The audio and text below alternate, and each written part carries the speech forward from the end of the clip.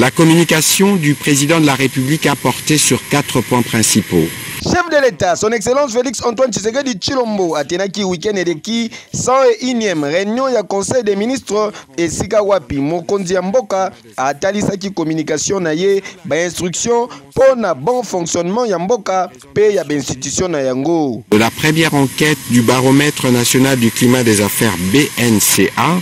intervenue sous sa houlette le 6 juin 2023 tel qu'il avait annoncé à la 94e réunion du Conseil de ministres du 14 avril 2023.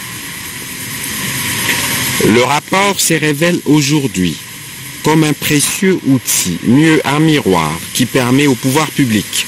de regarder en face les réalités de l'environnement économique tel que vécu quotidiennement par les opérateurs économiques au contact de l'administration publique et de ses animateurs respectifs. Le président de la République a insisté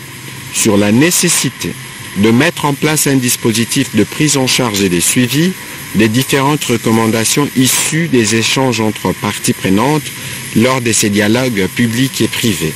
À la suite de la visite du président de la République française Emmanuel Macron du 3 au 5 mars dernier, la ministre de Mines et les commissaires européens à charge du marché intérieur avaient entamé des échanges pour la conclusion d'un partenariat sur la chaîne de valeur responsable de minerais stratégiques.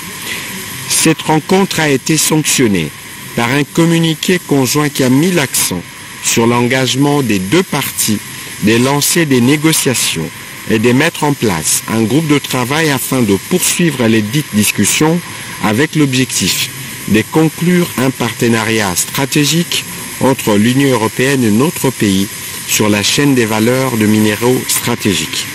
Le Premier ministre a donc été chargé de constituer une équipe congolaise multisectorielle et inclusive qui composera le comité des négociations habilité à discuter avec les officiels de l'Union européenne pour aboutir à la signature avant le mois de septembre 2023 d'un protocole d'accord entre la République démocratique du Congo et la Commission européenne par sa délégation dans notre pays. Le dernier point de la communication du président de la République a porté sur la prise en charge de l'équipe nationale de basketball sur fauteuil. Le président de la République a été saisi des difficultés de prise en charge auxquelles font face la Fédération congolaise de basketball sur fauteuil afin de faire participer nos valeureux compatriotes à mobilité réduite aux Jeux panafricains prévus du 3 au 12 septembre 2023 à Accra, capitale du Ghana. Afin de leur permettre